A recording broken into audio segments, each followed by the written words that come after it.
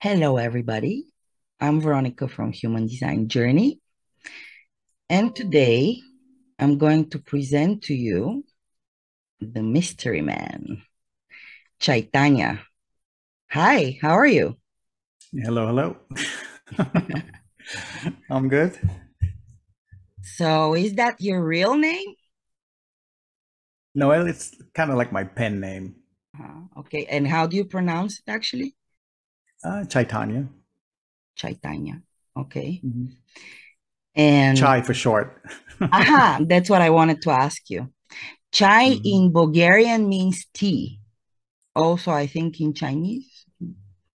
Well, in India, there's In chai India, tea. in India, in India. Hmm. Yeah, yeah, yeah. Well, I'm very glad to have you as my guest, to have seduced you to come and show your acoustic self to my audience, to my humble audience. Actually, you have a lot of fans in Bulgaria. Mm, they're like translating your memes in the groups, and Hmm. you're very popular here. Uh, so very glad to show you to them, to Bulgarians, but also to people around the world. It's good to be here. Good to have you. The reason wanted to invite you is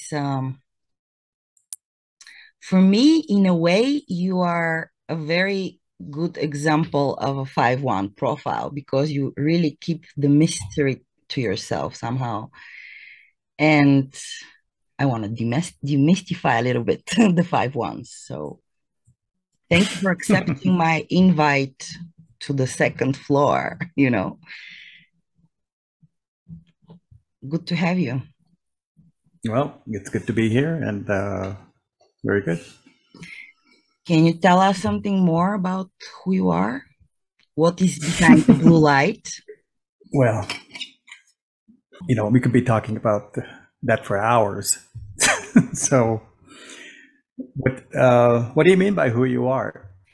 Behind the You, blue light, there is this blue light in your picture. It's you bring light to the world, or how would you describe yourself, let's say mystically, if you have to be mystical about it?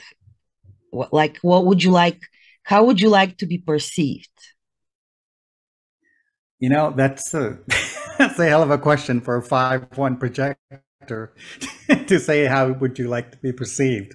Because what I've learned over time is, at least after human design, is I can't have any expectations, you know, because it's just folly. And there's really no identity per se, other than whatever patterns that I'm used to. So since this audience is human design, I'll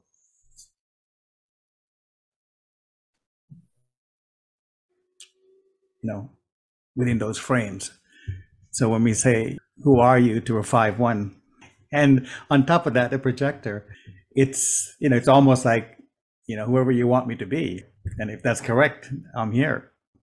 In general, that's I would say, I honestly I don't have a description per se, but I think a lot of the stuff that's in my design seem to seep out into things I do. So a lot of the things, even if what I do online and my offline life, everything, obviously it works within the limitations of the design. So those thumbprints are always there, those characteristics. So other than that, it's personality that can blend and move with the flow, basically, is how I would put it. Well, a good classic story would be this: my whole the Facebook experience. The whole story behind this mystery is not something I built. That's the funniest part of this, is it just happened. And I signed on, I don't know, 2012 or 13 or 11, somewhere in there. After I heard about him in design, I looked around. Nobody here, there's no group. I didn't have anybody else. And a friend sent me some audios and I was hooked. And then I read some books and I was like, gosh, how can is there anybody else out there? somebody said, well, Facebook has groups. So I got on Facebook and I thought, I'll kind of anonymously kind of see what these groups are doing, what these people are talking about, and what this whole, human design culture is like. So I just, when I signed on, it was with this name, Chaitanya, and I just happened to just choose it because it was just convenient. And it was just a temporary thing. I thought, a couple of months, I just want to see what these people are doing. And it's not like I'll be online posting pictures of my food and my dog and the family, right? So it was supposed to be this quick little peek into if there's anybody else in human design talking about if there's a group situation out there or where to go to find more information. I didn't know anything about IHDS or Jovian or anybody else. So it was my first sort of attempt to try to find a community. And then for years, I was in groups just reading and going, So just trying to assess the situation. Mm-hmm. Wow. A lot of other people were helping answer questions. He's still doing that, and a lot of other people. And I mentioned Mark because I ended up, I think within a couple of months of being online, getting my first reading with him.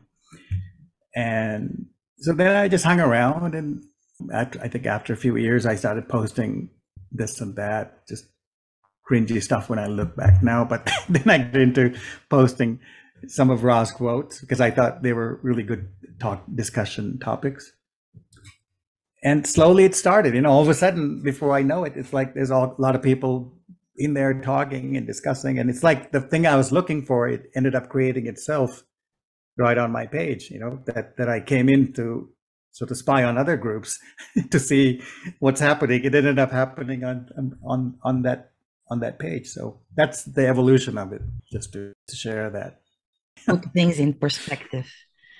It's pretty funny, actually, when you think about it, because none of it was really planned. Everything just sort of unfolded on its own, and you can't really do anything online without everybody else involved. So it was really, the group of people doing it, whoever's engaged, started engaging more and more and more, and I responded, and it's sort of a dance, right?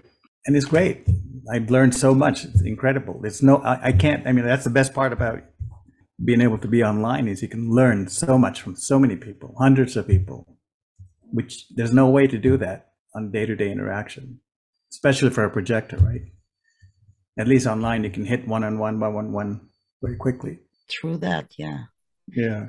But so anyway, that's a little bit about how the Facebook side of it sort of happened. Mm-hmm. Completely unplanned, right? So. Yeah. But you're the first person who I heard of coming to Facebook because of human design. That's also interesting. Look for the groups and for the community.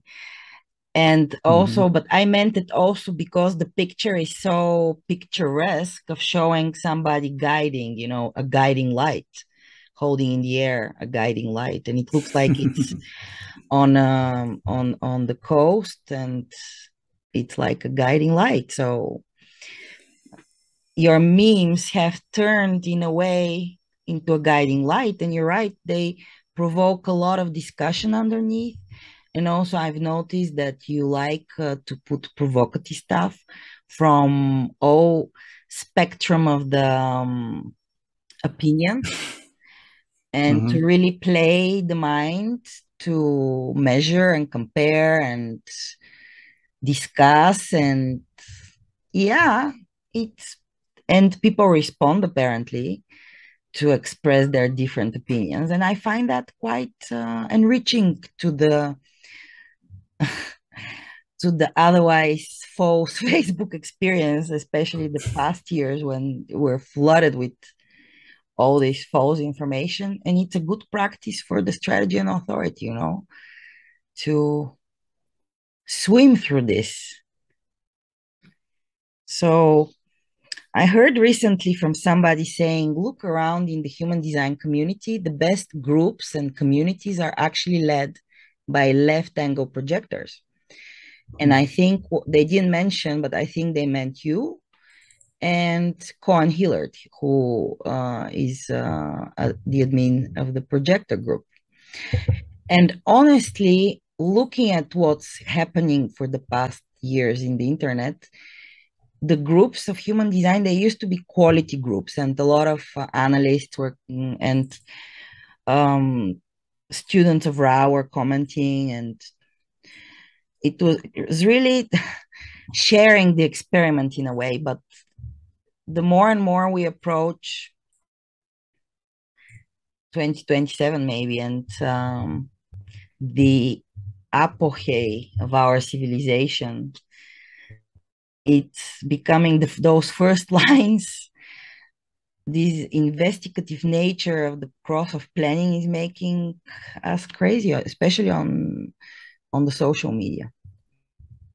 So what would you say out of your experiment? Because it's an experiment you're doing with your, it became an experiment, although unexpectedly, right? You can watch as a 5-1, as a fly on the wall. Yeah, yeah. I think about halfway through, I realized, wow, what an opportunity. And yeah, I really didn't know what to make of it. I was just looking at different opinions of human design and what people are experiencing, and it's a good lab, so to speak, to watch. You know how what certain levels of education does to people, and what people bring into the project behavior, seeking betterment, let's say, be it spiritually or health wise. I mean, there are patterns that people follow, right? They get into a group and they think this is it. Then they try to follow through to the end of it and see if they get something, very strategic approach that everybody's had when it comes to, well, all things spiritual. If you do this A, B, and C, then you'll get to D, we've been told. And so I've noticed that it really doesn't happen. A lot of people, all these spiritual communities are trying to do A, B, and C, and D seems to be just far enough. And if you don't quite reach it, well, it's your fault, it's karma, it's your thing, right? So it seems a lot of people bring that kind of mentality into the experiment, and they think, well, if I do this and think all these things are going to improve, this is going to happen, that's going to happen. So there's a lot of expectations that are built into the homogenized seeker. People seem to bring it in. So I really noticed that. That's something I've noticed before, but then when you start seeing hundreds and hundreds and thousands of people in different groups bring in this type of expectations into the picture, you see like, wow, it's just a pattern. There's nothing really we can do other than watch it, because you can't really tell people anything. So that's something that was a sort of a wake-up call, something I learned in real time and watching real people, not guessing, and the data's there, right? So that's something cool that I've picked up in the experiment. As far as, you were talking about all the different things I post, that also sort of evolved. First, it was just funny. I thought it was funny. I thought, hey, let me just share this, and let's be funny to everybody else. If it's making me smile, it'll probably make somebody else smile. And so it started with that, and obviously the range is fairly wide, as you know. You can cover the entire spectrum. So, and even then, it's kind of in the middle. And then people started commenting on all different kinds of memes through the human design lens, which gave the memes another meaning. Right now, you have a regular meme where you can sort of deconstruct it through a human design lens, which makes it more interesting. And then every time somebody does that or mentions it, now you have a little bit of a little educational value in it. So every meme, now when I look, well, okay, there's the obvious funny thing on the surface, but if you want to look at it through the human design side, there's a lesson in it, one way or the other. So that became sort of a pattern, and everybody's onto it now, and everybody's participating, and that's the entirely different path to education. It's slow, but it's sort of a constant reminder, right? It's like constant. It's like the daily newspaper. You get a different aspect. And the more varied the memes become, the more varied the way we deconstruct it and see which aspect of human design it applies to. It's just fun. I think it's a fun lab. So It is. and It is. great people, right? And the other thing is, I guess you do find your tribe because everybody there is like very cool and participate. They're open, like you said. People are participating openly, and they comment and they speak their mind, and I think the other reason, now that I'm on this, like when I first started posting these memes, there was no humor in any human design group. It was all just moaning and groaning and how bad it is and how tough the 7 years is and blah blah blah blah blah. And I think that's probably why I thought, there's no humor, nobody's having fun. This is like some kind of a sentence instead of experiment. So I started posting something funny to break up the moaning and groaning. And so slowly, I think, over the last 10 years, it's shifted. And now, wow, there's all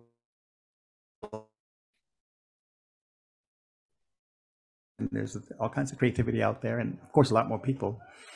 It's cool. Now humor is like accepted within the human design frame, where it was not to be seen before, let's say, before 2012, 11, 10, around that time, first came in, you look around, it's all very serious.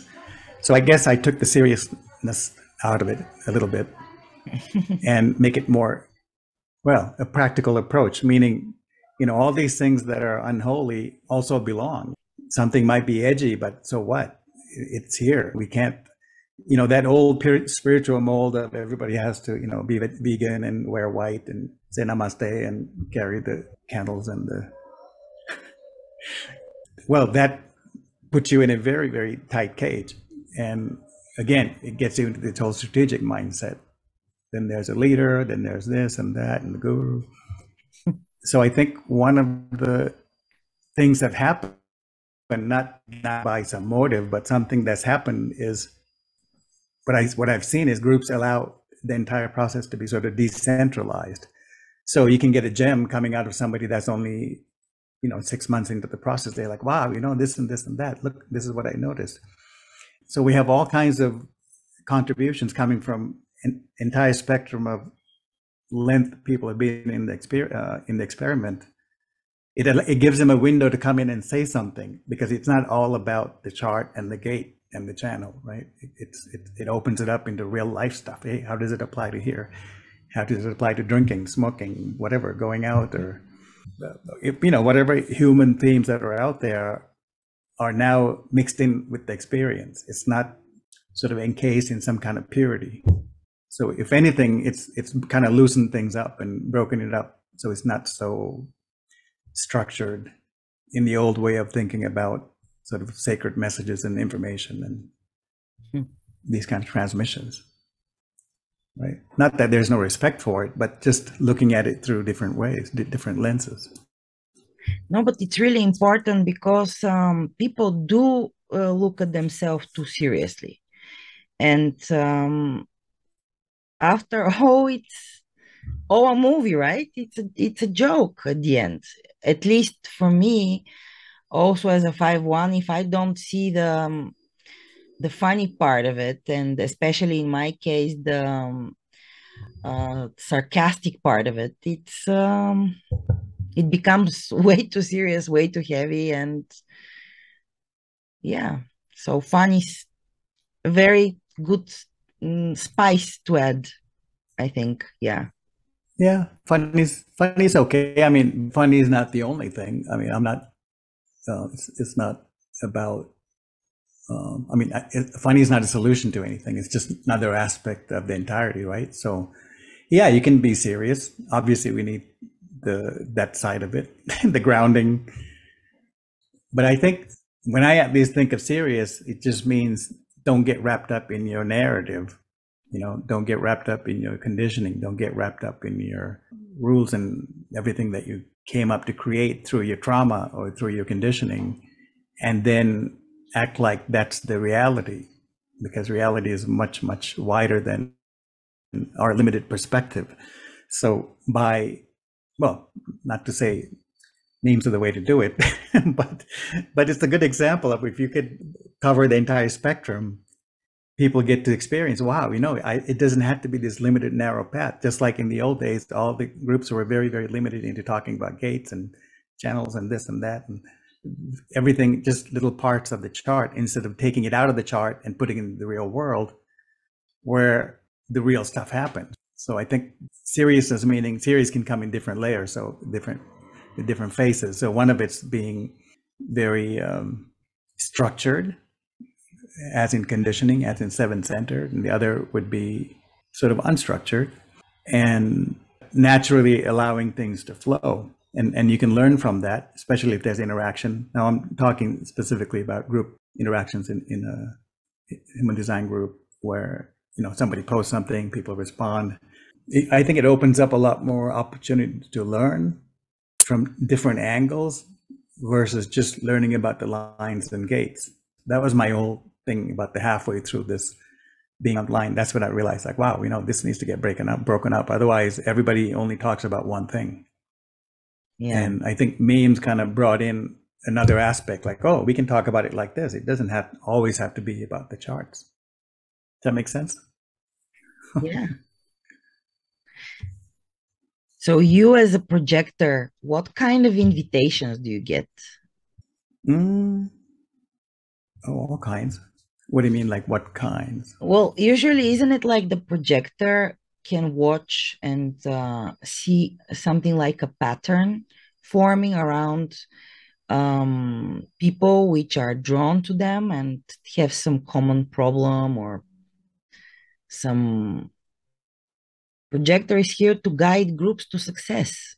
Maybe one of those groups is your page, but in general in your life, like what kind of invitations do you attract to? I know you're a specialist in the FX world,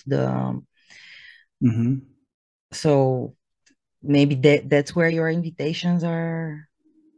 Well, I don't know. I think everybody's individual experience is obviously going to be very, very different. I think in general it's true. Projectors can be guides or help provide some guidance or be some use to others. But I think there are so many criteria that has to line up correctly for that to happen. And I think one of the misconceptions is, oh, I'm a projector, therefore let me just guide everything. And there's no faster way to burn out as a projector than to just sort of think it's something you can just make happen. And well, just to talk on that a little bit, coming back to that picture, you said, oh, is that a guiding light? Actually, when I saw that picture, that didn't come to mind. What I thought that was holding the light to light up the areas that are shadowy, so you can see what's not clear, I was thinking that's what came to mind when I saw that picture. Look, you light up something so you can see it clearly.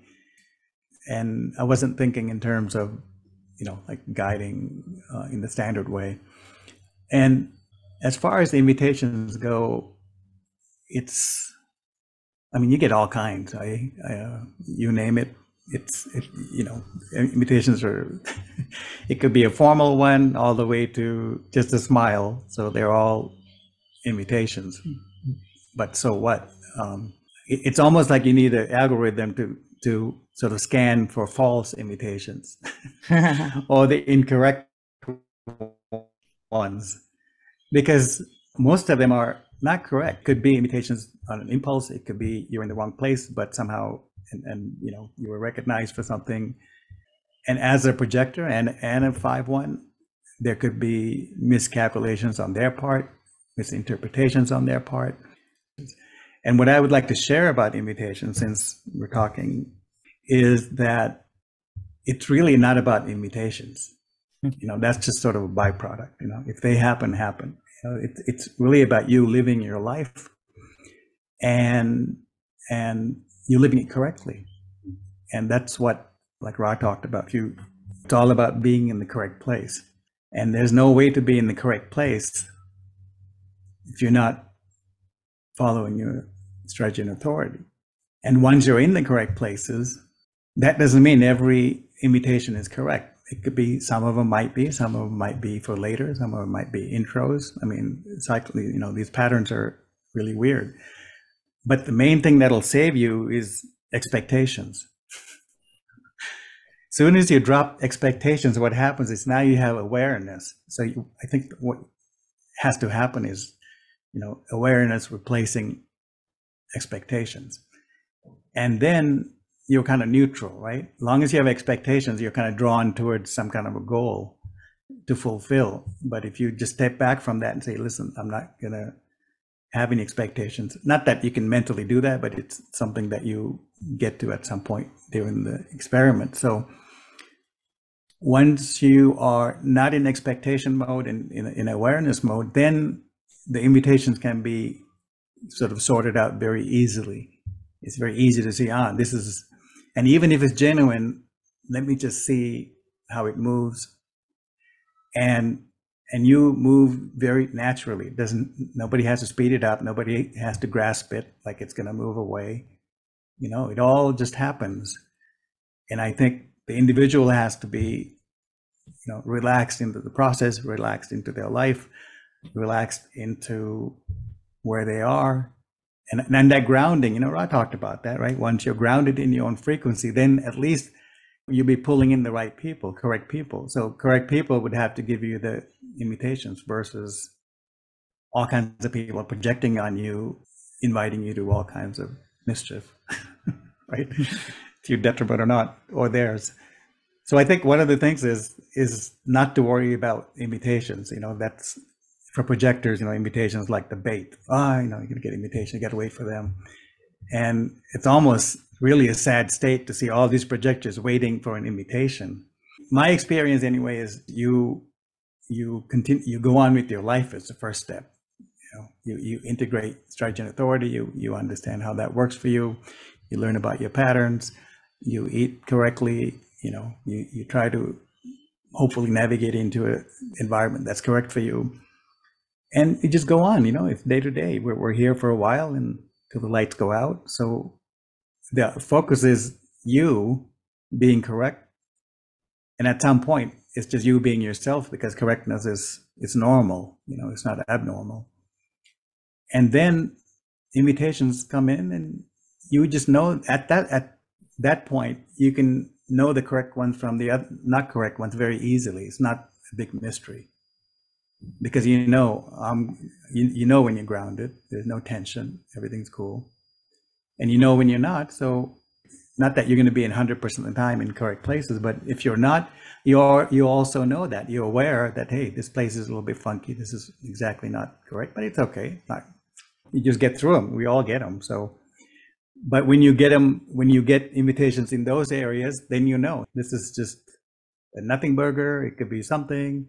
But whatever it is, you'll process it correctly, properly, because there are no expectations. So you're ready to see what's really there in real time, instead of plugging that into your imagination, right? Making it into an entire another life, like a dual life, right? Life of the mind and life of the body. So that has to be unplugged at some point.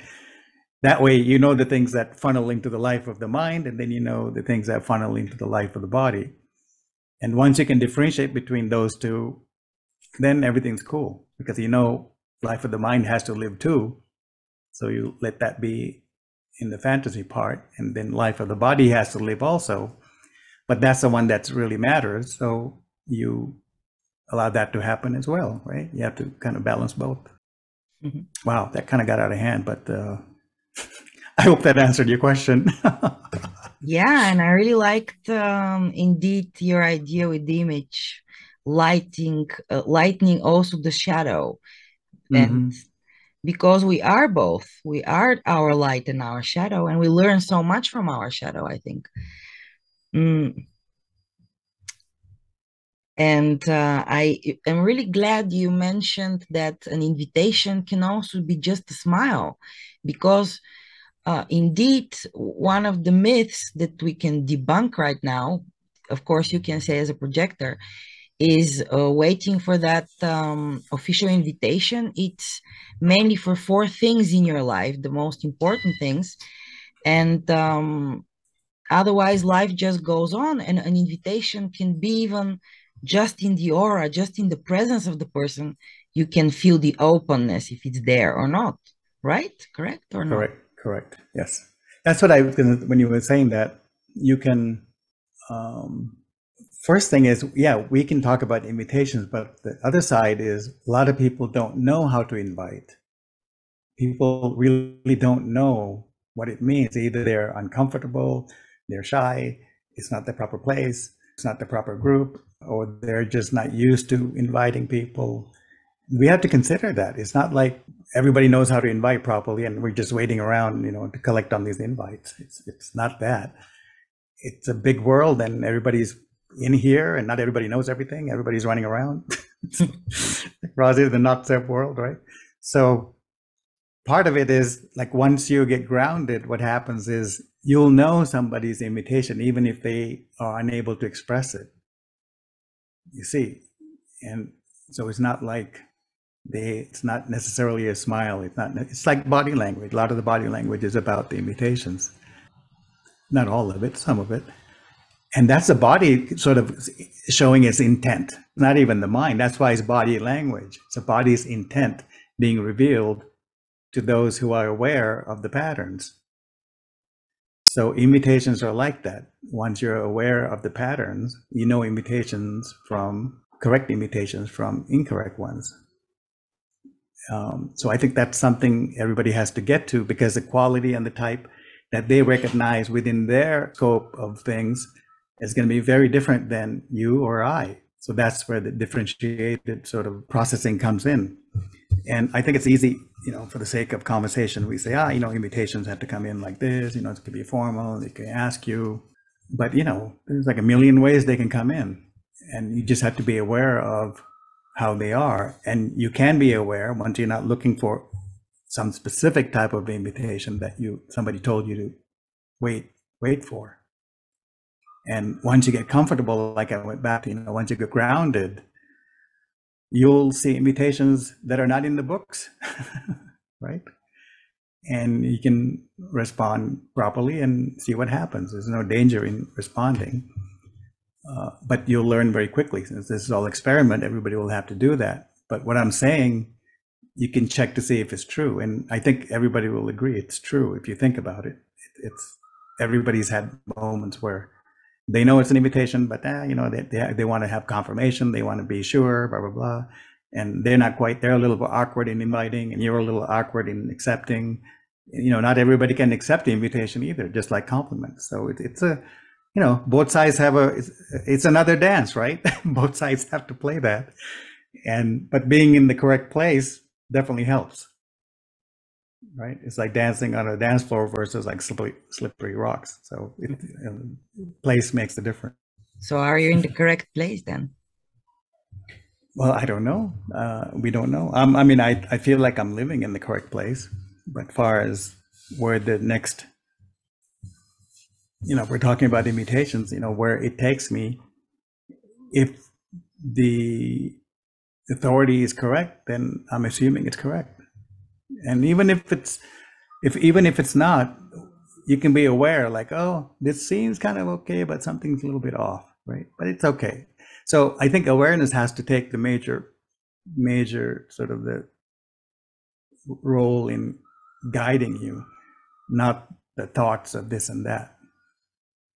That has to have, that's a shift that it happens automatically, but it's something that has to happen in order to feel more comfortable within your own process. Otherwise, can you imagine having the mind trying to resolve all of this? That's not going to happen.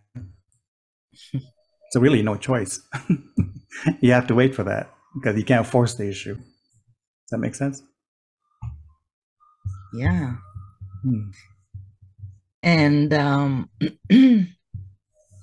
what would you say is your biggest discovery as a projector, maybe? Talking about the correctness and just being you. Gosh, The biggest? Okay, well, Well, these are all been discoveries something so you want to far. share. Yeah, of course, of Yeah, course, of yeah. course. True. Yeah. Um, Yeah. I don't know. There, if you can ask a little more specific, there's, there are discoveries in different aspects too, right? I talked about like what I discovered in group behavior. Um, but I think the biggest, probably the biggest one, as far as the weight goes, and applicable to majority of the people, is this idea of, and I've spoken about this before, trying not to get stuck in your chart. I think it's a big one. And you have to work yourself out of that. And in order to do that, you have to be comfortable. And so I think, study the charts and gates and lines as much as you need to so that you're comfortable, right? You're okay with it. You understand, okay, I see all of these things make up the totality of my character and my form. And so once you get comfortable with that, then you have to just go out and experience life. And you're not going to experience life get at a time, line at a time. It's a multitude of patterns that are continually changing. So experience is completely different from trying to narrow it down to a gate and a line in some center, right? Those things are great to study, but then after that, it's really about just living out your life, because that's the whole point. So I think another thing I see a lot, and might catch some flack here, is how people end up justifying everything through their gate and line. I do this because I have gate 28. I do this because of that, and that's cool. I think that's I went through that. I think it's a phase, so I can't really say anything like that's a wrong thing, because I think it's a correct thing, because it's a phase that you go through. The part I'm talking about is when you get stuck in that phase as a permanent phase where there's no growth after that. You become stuck and you identify with the gates and the lines and your sun, and that becomes your sort of your persona in the fantasy mind, and everything has to now fit within that. If something different happens, then you have to go look at all the gates and lines to justify, wait, why did I get that experience? Why did I think that? So I would say that's, you're really going to miss out if you do that. You can do that in a phase, whatever long that phase is, but then the life is when you leave the gates and you meet life correctly and you just go on. So in one aspect, human design really shouldn't be a lifestyle unless you're a teacher or guide or somebody like that. Then it's okay, obviously, because that's their purpose. But for everybody else, it's about going on with your life as soon as you can, which is the whole point. So unless you do that, you're missing. There's I think that's the sad part, is getting stuck. I think in mystical schools, you call that like the golden handcuffs, right? And so you're caught in it, but it looks good. It seems to fit the criteria, but you're still stuck. So if I were to share something that's a real aha for me, would be that. Get through the charts, get through the readings, understand the mechanics, study everything to the point that you're comfortable, and then go on. We're not here to study for the rest of your life. So like Jed McKenna says, you're not here to earn a PhD in waking up. You're supposed to wake up, right? So I would, I think it's the same thing. You just have to move beyond the charts and share what you're really seeing. I think that's why I started that other, this 4% group, because I wanted to hear what people had to say, not have to justify it by the nodes or their sun or their some planet, but just share what you see. And that's, to me, that's juicy, because wow, that's really, really specific. It's from somebody. This is how they see it, and this is how they explain how they see it, and whatever else they want to attach to that seeing. I think that's cool. I like that. I like having access to people that can talk about their experience, period, without having to frame it in lines and gates and channels. justify it, theorize it. Oh, and yeah, I mean, like I said, I think it has a place and it has a purpose, but I also think it is a phase. And if I'm complaining about anything, it's probably about getting stuck in that phase, right? It's like a kid learning to crawl and then crawling all the time and not getting up and walking, right? So something like that. The map is not the territory. Exactly. Very different when you're in your life. And actually, this is partially the reason I'm doing those interviews to show the real person behind the body graph. And also, I really like what you said about bringing fun to the human design world, and stupid before and stupid after at the end. And we're choiceless just to be ourselves in our limitations. And indeed, just live our life, not theorize our life. Yeah, but all that stuff also belongs. You can't say everybody to do that. You have to kind of, if you take the entire populace, somebody's going to be going through that phase at some point. So it's okay. It's cool, right? It's okay to be in that spot, but I'm just saying keep it moving. Don't. It's like a line that you have to keep moving till you get to that place where you don't need any kind of a frame to explain yourself. It is your experience purely. It's purely you, and you're not really concerned if there's a line or a gate or a transit that's causing it to do something, which really they can't, because you're like 1,000 things put together. How can you pull out a line and a gate out of that to explain something, right? So it's kind of funny, but I think, but in the big things like outer planets, I think it's good to know, because those are forces that we can't deny, and they definitely have an effect. So I'm not saying no to any of that. I'm just saying just be careful about getting stuck in that chart realm and forgetting to move on, so you can experience it, everything as a whole, not as parts and lines. Just want to be clear. I don't want to get in trouble. Yeah. So when we met, you and I, online, it was actually through a post of yours. You said something, I responded to it, and I said I gave a proposal, like maybe you should write a book out of all those discussions which are going on under your wall. And then you said, yeah, I was thinking of that, and people are proposing it to me and talking about it. And do you want to contribute to that in a way? And I responded to that. And so we had a conversation online. And I remember when we exchanged the body graphs, you said, and I'm always using, after I heard it from you, I'm always using it, when you said, shall we exchange our human design IDs? So is it okay for me to share your human design ID with the audience? Sure. Yeah. Yeah, of course. Yeah, of course. Okay. I didn't need a second invitation for that.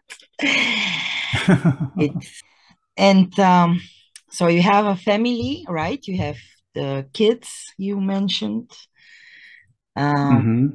and you're a family man. And can you say that human design is your tribe?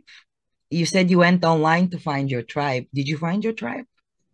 Well, I don't know if I found the tribe, but I certainly found some good people and good friends, for the process. So that was very cool.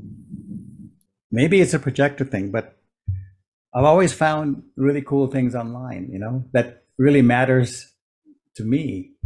And like how I got into human design. I saw a video of Ra back in 2000, I don't know, 2 or something. Somebody had uploaded like one of the old ones, where he had the funky hat and everything. And I think one of his first presentations in Arizona, something like that. And he was smoking a cigarette, and I saw that. I'm like, and I was searching for something, and this popped up, and I saw it, and I listened to a little bit, And I'm like, oh, this guy's crazy. And I saw the chart and I go, oh, it can't be that complicated, right?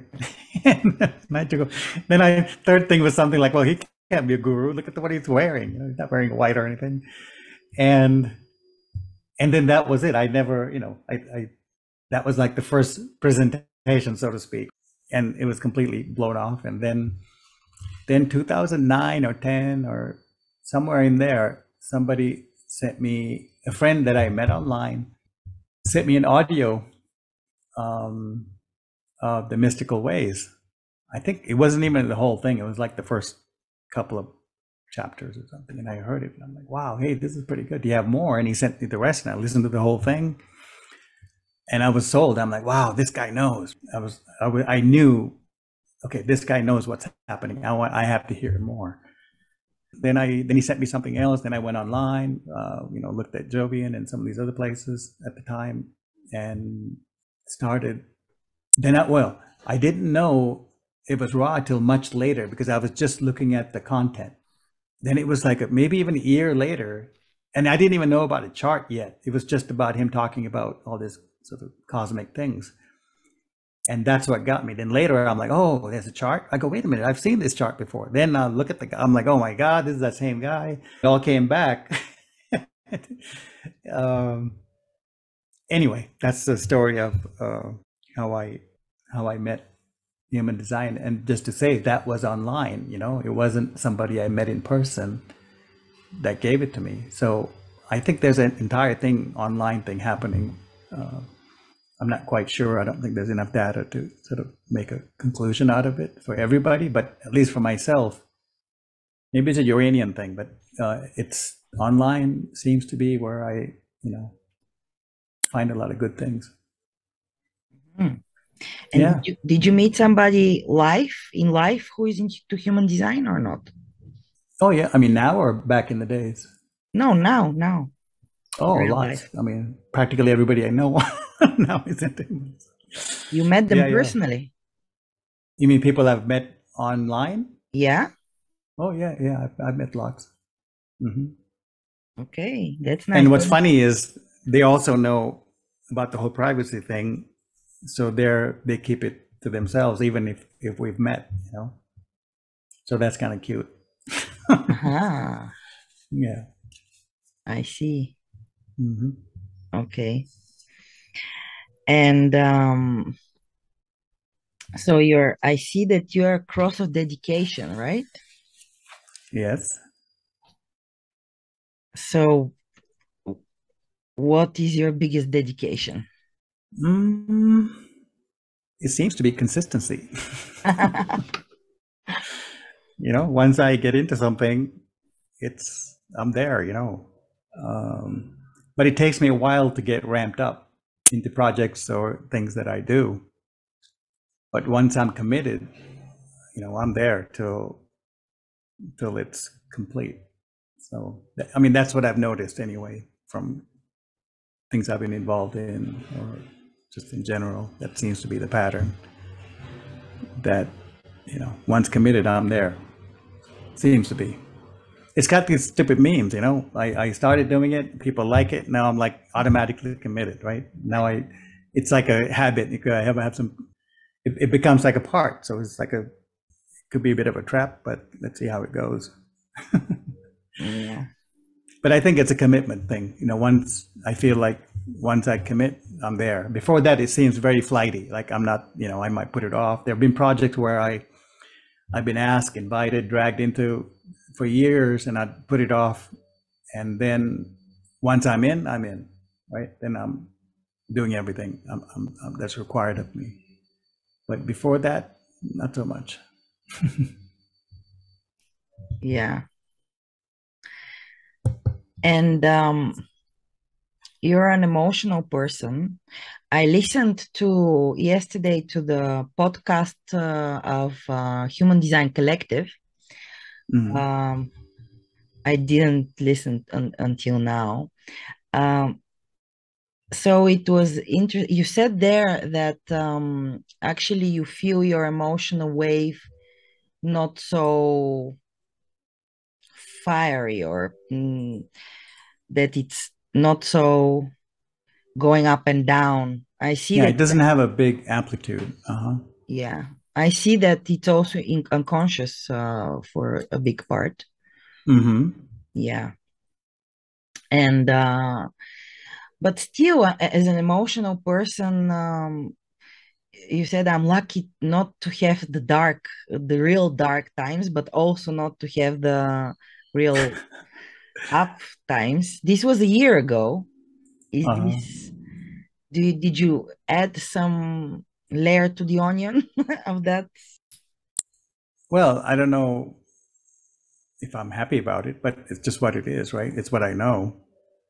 And then I look around me and I see people that have much bigger amplitude, and I'm like, wow, that's amazing. So I think that's all that was. That comment was about that, and the fact that, well, Ross said, if you have like two, I think, I don't know if he said two or more, but at least two channels coming off of the root into the solar plex, that your emotions might not be so flighty, right? Not so amplified, or stable or something like that, he said. So, and I feel that, it's not that, it's fairly flat. Um, but doesn't mean, it doesn't mean dead. it's Mhm. just not, it's just not unhinged, let's say. It might be my 2343 that keeping things stable, but yeah, I don't have, like, I have friends that have the 55 or 3955, and man, these people feel miles and hundreds of miles deeper than I would care to feel. And that's what I was meaning by that. And to me, because I can see how you could feel that, but I don't, I mean, so what? That's how flat I am, you see? It's like, okay, so you feel all of that? Okay. Then what? What's after that? Because there's no end to that chemistry, right? You can just feel, okay, feel deeper, deeper, deeper, deeper. You can feel till you pass out from the process. Okay, then what? That's what I think. I mean, personally, I'm just sharing my, not that I'm correcting anything. I'm just, maybe that's why I said, lucky.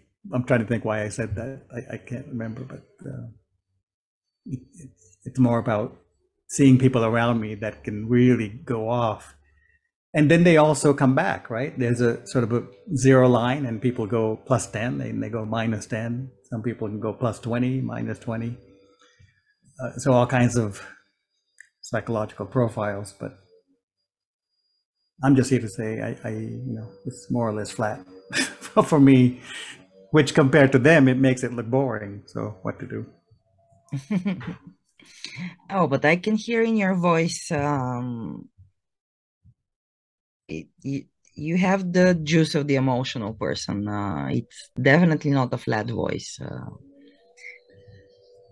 And Well, I'm not saying I don't have any emotions. I'm just saying I don't have that kind of amplitude. Like people think, oh, you have four gates, you must be really emotional. I'm like, no, yeah, I'm not, not like that. yeah. Yeah. No, but also the sixth gate carries all the types of emotions, so it's everything intertwined there, and yeah.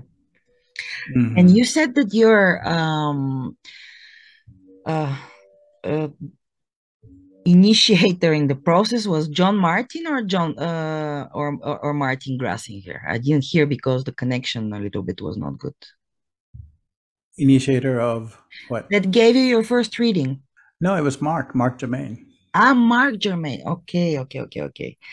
I Yeah, yeah, yeah. yeah. I thought you said yeah, something else. Anyways, I think at the time he was doing some classes, or he was doing some, yeah, he was doing some classes online with somebody else, and man, it was a long time ago. And I think I was in one of the classes to see what's going on, and then I asked him. I said, "Hey, where can I get a reading? One of these readings?" He goes, "Oh, I do them." So then I thought about it, and I think a couple of weeks later, I asked him. I said, "Hey, can we do a reading?" And then we started talking. It turns out, like, he had also lived in Costa Rica, and he had a lot of similar, overlapping experiences and where we've been, and Projector and all of this. So it was kind of a good fit, and yeah, so that's where I got my first reading. Mm. See, online. So, since you have children and you knew about their designs, um, how did it help you? And did you talk to them about it, or you just treat them as themselves? And can you share a little bit your knowledge about parenting? I think it will be interesting for people. Sure. I think obviously, everybody's situations will be different, the bodies are going to be different. So, but in my case, basically I think I just can't imagine how it would have been if I didn't have human design. I mean, these guys are going to suffer under my conditions.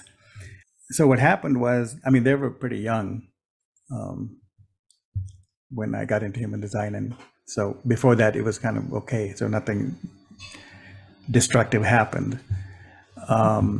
But right about when I got into human design, I also went through a divorce. So, and I ended up with the kids. So I was a single dad. And what happened, how human design helped, was to basically leave them alone. I was able to sort of watch them instead of trying to make them into something. And that would be like the biggest thing I could share for parents. I would just let them be, let them do the little crazy things, or not to go unhinged like crazy, but obviously within a frame. Like I wouldn't let them set fire to the couch, right? That would be a no-no. Or crawl into the oven and have the other kid turn it on, stuff like that. But basically, normal kid stuff, you let them do, you let them draw. If they get attracted to something, I give them more of that. Like somebody wants to draw, then I would get them all the paint and papers and boards and everything they need to, for sort of pursue that. So I left them alone. That was the biggest thing. Okay. As a, or dad or whatnot. And the second thing was, once I knew their design, basically to treat them accordingly. I would invite them, but I don't, one thing is, as a parent, you don't have to necessarily invite them for every little thing when the kid is 4 years old. You have to be a parent and say, hey, let's go, we have to go here and there. So I think, and Rod talked about this, like 7 years, 7.5, 14 years, and so 7-year cycles. And I think that's probably a good idea. My kids, at least till they were, one's 15 now. So I would basically let them do whatever it is that they're doing on their own. And I would sort of, put in to ask them or inform them or tell them, depending on the circumstance. Like if we have to go somewhere, hey, get ready, we got to go for lunch, something like that. But as they got older, they became more and more imitations. When they were 3, they're not going to know the difference. So you get them dressed up and you go. But when they're 14, then you can sort of invite them, hey, I'm going there, you want to go? Sort of like that. But it's really been very little work. That's the main thing. I think so. I think it comes back to me, like if I'm relaxed about the whole thing and I trust everything's going to be okay.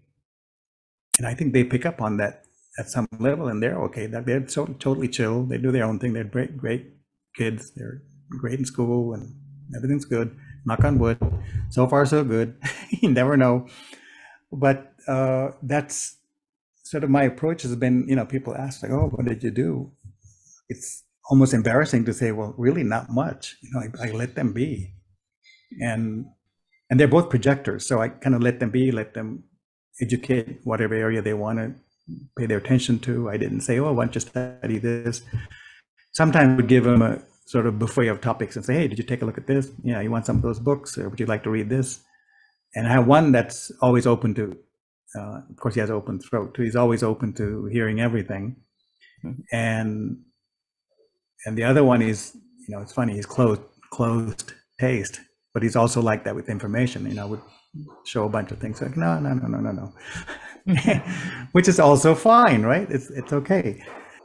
So it's helped me a lot, mainly in leaving them alone. Second, in trusting that their bodies know what to do and take care of themselves, and allowing them to sort of grow into themselves, and me sort of being on the sidelines, letting that happen. And of course, they followed their PHS from early as I can remember. One of them has helped him tremendously, and he's one thing at a time. So he does that. He always gets his food like that, especially made just for him. And the other one is closed, so he's on his own. He does eat whatever the heck he wants. He eats most of the things that we make. Oh, it works out. It works out. So yeah, it's helped me quite a bit. And I didn't give them a reading till they were at least 14, I think. But I told them about strategy and authority over the years. I slowly would bring it in different situations, talk about strategy, what it means, and authority and how to feel it. And when you clear that, and they're both emotional, so it's easy for me to relate to them and explain things. And so they understood that right away. There's another way. There's another. At least they weren't like completely wrapped up in the mental decisions. Now they know. Oh, I have to wait till I clear. I got to feel clear. Okay. So they became aware of that as they were growing up. So I would throw it like little, breadcrumbs here and there over years. So it became something normal. Oh yeah, So now when they have to do something, like something, if they're going on a trip or something, they'll actually will say, I'll let you know, and they'll come to some conclusion at some point. So they know it became a natural thing just because I didn't force it on. Just told them, hey, this is how it works. Check it out. So started practicing it, and because of familiarity, I think it was easy to integrate that, and there was no other competing methods, right, offered. So, and first readings didn't come till they were at least 13, 14, 15, I think. So yeah, I didn't force readings or anything early on. It was really about leaving them alone. Second, it was all about teaching them their authority and strategy, and they seem to be happy, and that's enough for now. So that's what you would advise parents. Just the main thing is just to let them be. Well, I think the main thing is for them to live correctly. That it has to start with the parent. With the parents, yeah. It's no point in the parent trying to do something to the kid when parents all tied up in knots or in their own ways, or what they think is correct, or how their parents brought them up, and all that family sort of conditioning is there. Because I was heading the exact same way, this is how it has to be because this is how I grew up, and you guys better be the same way, right? That's how I was thinking in the earlier part when they were just born.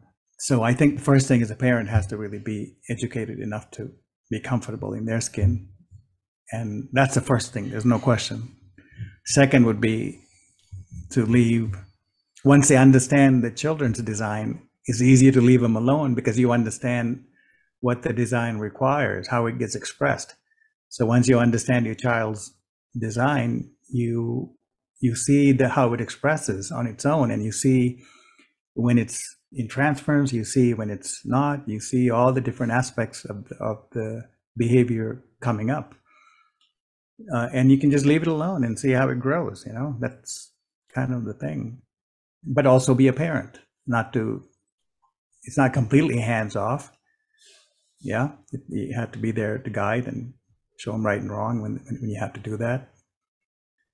And so, yeah, it's kind of a game, right? It's game of life.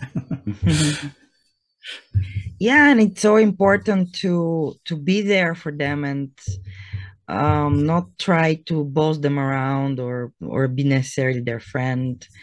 Just be their guiding light if they need it and they ask for it, to be open, right? Yeah, and also, and I've been strict in some things, like some things is no, we don't do that. They have to know that from childhood. So like I remember like going shopping with them, and you would see these kids that are like when my kids are very young, and they were very good. They wouldn't be like throwing tantrums at the shopping mall, or like if you're going through the mall, you see kids just throwing a tantrum because they want something, and mommy's like walking this way and dragging the kid, and dragging's like, I want that. And I would point to them because, boy, if you guys ever did that, that'll be the end of it. You'll never come to the mall again with me. I'd say something like that, or I'd leave you here or something, because some things are just a no-no. There's no discussion. There's no nothing. You're not going to behave like that. It doesn't matter, and you'll have to learn that. So I'm kind of really hard on some things like that. There's no two ways, or like talking back to me. No, you guys don't do that. You don't talk back, or you wait till I'm done. And those things, once you set the rules when they're really young, they don't do it because they see it's also unnecessary and it's not productive, right? It's destructive. Yeah. And so once you set those lines, boundaries, everything else is okay. And I think it's so important that you're saying that because somehow the new parenting ways the past years a little bit is, leaving them to do whatever they want to do. While after all, we're here to give boundaries, and that makes them safe at the end, knowing, Yeah, I mean, finding their own boundaries like that as well. Exactly. I mean, a kid's not going to know. They know something, but they don't know these boundaries. And a lot of the time they get conditioned by school, and the kids at school, sometimes they'll come home and do something completely weird. And they just picked it up from the kid at school. Yeah. So like one time when they were young, when they're outside, they would like spit, like spit in the grass, and I know they just learned it from some other kid that was spitting in school because it was cool, or first time they saw it, or they figured out how to spit. And I had to tell them, like, hey, you spit something, get out of your mouth. That usually that's not a habit. It's not. It's like a pastime, like whistling. So, yeah. And they're like, oh, okay. So that stopped right away. So there, little things come up like that. But then you had to sort of set the tone, and you're also a little tribe, so you got tribal rules and this and that, and you can't make them completely independent, but within what you can manage, do the best you can, right? That's what I also tell them. I guess, listen, kids are always going to grow up and say, it could have been better. My dad could have been better. My mom could have been better. Well, you know what? That never ends. It could also always be better. The point is, you do the best with what we have. And it's like that for everybody. So it's not like somebody is not better off than the other, right? Everybody gets the exact same treatment. And I've told them that. So a little bit of reality, right? And then you leave alone to grow, but also you want to encourage them towards their correctness and sort of introduce the rules of life through design, and hopefully everything works out. So if it doesn't, I always tell them, and I tell you guys all this, I share this stuff, none of this is a guarantee. Everything could completely screw up and we could all be in the streets, or we all could die, or whatever. Anything can happen. And so do the best you can every day, try to be correct, at least. Now they understand that part just from my talks. I get into talks with them, and they used to hate it. Like if they'd screw something up, instead of getting mad at them, I'd give them like a 1-hour lecture on it, right? So they would hate it. I think yelling or hitting them would have been easier. So I would sit there and explain everything. Yeah, starting from the Big Bang, I bring up everything, right? Yeah. Okay. So, yeah, I find it very interesting that you found human design through the mystical courses, the mystical way, and actually it's quite lively in your chart. Yeah, and I can see the way you talk, But I want to ask you, as a 5/1 projector, and can you say something about the projection field, and maybe like a little advice to other 5/1s, or just how you deal with it? And it can be quite a thing, especially when you're a child, right? Well, I mean, children don't have much of a choice. I mean, you can explain it to them. But I would say for people that are the adults, and maybe they can share this with their children, but For adults, I mean, it all depends. This is the thing. It depends where you are in the experiment. Are you 1 week into it, or are you in 1 decade into it? Because you're going to have a different experience, and you'll interpret these things from different points, stages in your life. So for one thing, I think projections are great. There's nothing wrong with it, and everybody gets projected on to some degree anyway, especially these days.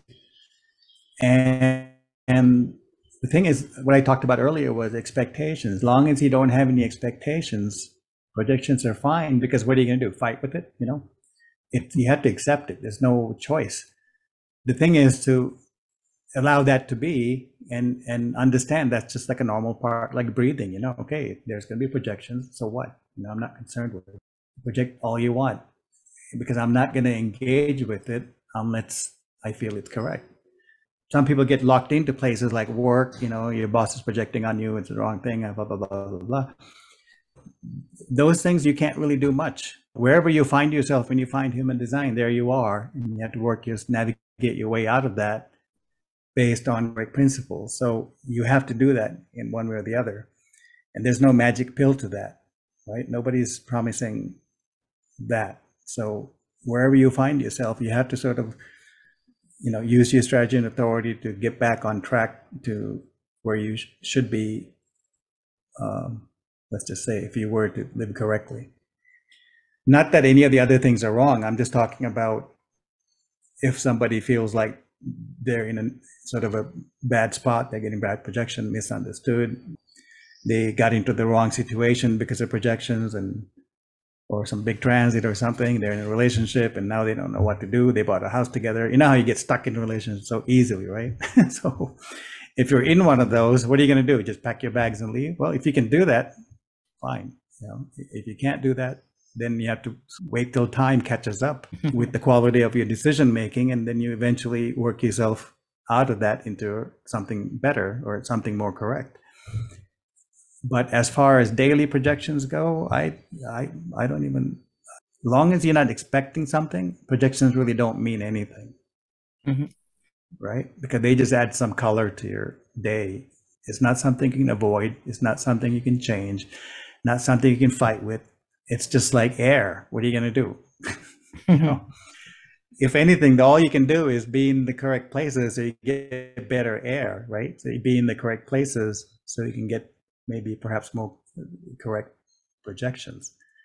And in any of this, not like we have a choice. I'm just saying, if you live correctly, hopefully you'll end up in places where you'll have the correct experience and you'll get to appreciate everything only because you were in those correct places.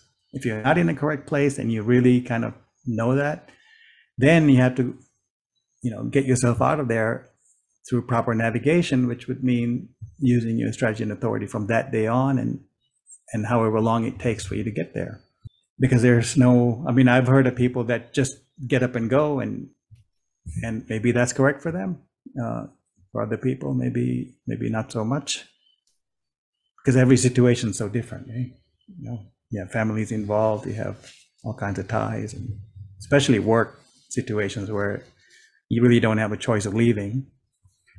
I think working relationships, the two things, you can get trapped in there and really seemingly no way out till you have so much time to work yourself out of that into somewhere, I don't know, with less resistance. Mm-hmm. Right? So for 5/1s and projectors, for anything about projection field, I would say you need to get to a place where you're comfortable with projections. And the only way to get comfortable is not to have expectations. Really, expectations are the killer of all of this. If you can just drop that, or you can have it, pile all of that under fantasies and just keep it on that side so it doesn't affect your real life. And then everything's okay, project all you want. And you just be yourself, and you'll just be surrounded with people that are supposed to be there. And is that too simplistic? No, makes sense. It's okay. Have you been burned at the stake? Yes, I think so. Before, I think I've been burnt before human design, for sure, several times. After human design, not so much. Not so much. I can't actually recall. So it must have been, yeah, all of it was before. And it's all me personally. It was me being a manifester. That's how, it's very easy for me to become a manifester. It hooks me up. There's like 3 ways to hook me up every day. And so looking back, it's really when projectors in manifestor mode is probably the most destructive thing, more than projections. In that mode, yeah, I think that's how I end up getting burnt. I don't think that necessarily being burnt at the stake means that you were not correct. I mean, sometimes it's your thing to stir things up, and in the process, yeah, you can get burnt more or less. Sometimes, if it's correct, that's what I want to say. Yeah, that I mean, that it's not a stigma, not to put a stigma like it's. Yeah, but I know I see what you're saying, of course. Yeah, I can also see it in my own life. Yeah. so you're saying burnt at the stake is okay? Well, no, I'm not saying that, but I'm saying that, you know, sometimes being heretical um, can step on toes, and people can Yeah. try to burn you out of nothing or out of something for Oh, I them. see. Right. Yeah, yeah, that's what I mean. Yeah, not much choice. Not much choice in that, And being heretical is not a choice either. It's just how are you going to be? And if that's viewed as being heretical, being a heretic, then hopefully you're with the right people that are ready for the heresy, and that somehow. And I have the Gate 51 too, so boy, I'm definitely familiar with this. And if it's the correct thing, it's great. If you're opening your mouth in the wrong place, not so great. That kind of stuff you learn very quickly. Yeah. Well, I think I used quite a lot of your energy. I hope it was correct for you. I enjoyed very much our conversation. Um, is there anything you want to say as wrap up this beautiful meeting? And it was a nice conversation. And thanks for inviting me. It was good. Actually, Another online connection. I invited you, I think, like maybe close to a year ago. So it was quite a dance, yeah. And I'm so glad. I forgot about that one. It was. I was thinking of last week or. Yeah. It That's was right. a A year long ago. time. Yeah, a year ago maybe. And I'm glad when you finally said yes, let's do it. And I was like, yes. It was. And I'm glad you asked because that's sometimes that happens. You have to wait, and if the other side understands, everything's great. It was sweet waiting for you, Chaitanya. No, thank you. It's very nice. Well, again, thank you for being part of this experience and sharing your voice with my public. And although I'm quite visual, I let my fantasy world be. And I wish you lots of success and jolly flow, as one of my favorite teachers says. Thank you, and I wish you the same. And we should do it again sometime, maybe sooner than a year. Yeah, and maybe even meet in person sometimes. Well, maybe meet in person sometime. And that's funny because we were talking this last week. Alec and I have been talking on and off for a few years actually about doing something in Costa Rica. So it seems like there's something coming together where we're going to do something in January of next year. Yeah, it's still kind of in the making. So I didn't talk or share anything, but after you meet in person, I'm thinking, wow, yeah, we're doing that. And if you can come, that'll be great, because it's going to be like a 10-day retreat covering a lot of topics, really important ones for the future. So, and of course, I'll be there, and without the avatar covering me up. Yeah. So it'll be fun. It'll be nice. We'll see how that goes. Great. So everybody consider this as an invitation. Glad to hear It's an invitation for sure. Here. Yeah. Yeah, first place. Honestly, this is the first. So hopefully this will go. Looks like it is. I'm committed and he's committed. So, but we haven't really put anything out yet. But it's funny that it just came out here. So, okay, great. Love that. Love that.